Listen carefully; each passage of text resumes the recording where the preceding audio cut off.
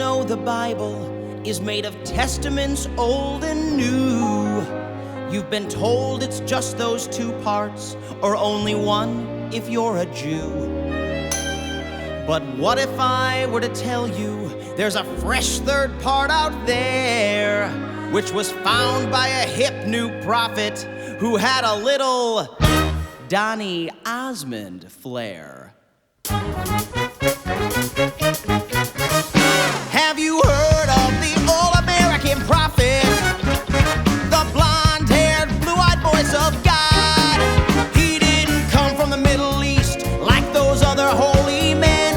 No, God's favorite prophet was all-American. I'm gonna take you back to biblical times, 1823. An American man named Joe living on a farm in the Holy Land of Rochester, New York. You mean the Mormon prophet Joseph Smith? That's right, that young man spoke to God. He spoke to God? And God said, Joe, people really need to know that the Bible isn't two parts. There's a part 3 to the Bible, Joe. And I, God, have anointed you to dig up this part 3 that is buried by a tree on the hill in your backyard. Wow, God says go to your backyard and start digging. That makes perfect sense. Joseph Smith went up on that hill and dug where he was told. And deep in the ground, Joseph found shining plates of gold. What are these golden plates? Who buried them here and why? Then appeared an angel. His name was Moroni. I am Moroni. The all-American angel. My people lived here long, long ago.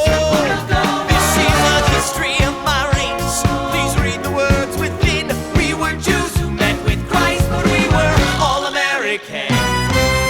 But don't let anybody see these plates except for you. They're only for you to see. Even if people ask you to show the plates to them, don't. Just copy them onto normal paper. Even though this might make them question if the plates are real or not, this is sort of what God is going for. Joseph took the plates home and wrote down what he found inside. He turned those plates into a book, then he rushed into town and cried. Hey, God spoke to me and gave me this blessed ancient tome. He hath commanded me to publish it and stick it in every home. Wow, so the Bible is actually a trilogy, and the Book of Mormon is Return of the Jedi? I'm interested. Now, many people didn't believe the prophet Joseph Smith. They thought he'd made up this part 3 that was buried by a tree on the hill in his backyard. Liar! But Joe said, This is no lie. Speak to God all the time, and he told me to head west.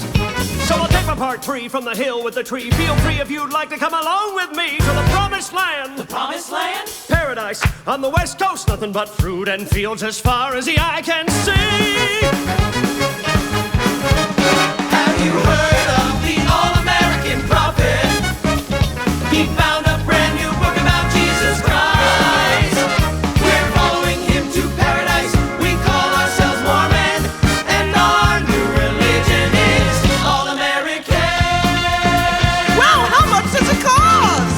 the Mormons kept on searching for that place to settle down. But every time they thought they'd found it, they got kicked out of town. And even though people wanted to see the golden plates, Joseph never showed up. I have maggots in my scrotum.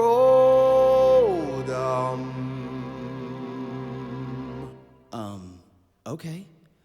Well, anyway, now comes the part of our story that gets a little bit sad. On the way to the promised land, Mormons made people mad. Joseph was shot by an angry mob and knew he'd soon be done. You must lead the people now, my good friend Brigham Young.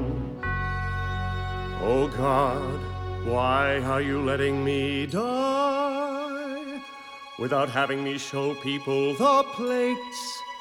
They'll have no proof I was telling the truth or not. They'll have to believe it just 'cause. Oh, I guess that's kinda what you were going for. Oh. Prophet Joseph Smith died for what he believed in. But his followers, they kept heading west. And Brigham Young led them to paradise, a sparkling land in Utah they called Salt Lake City. And there, the Mormons multiplied and made big Mormon families, generation to generation, until finally, they made me. And now it's my job to lead you where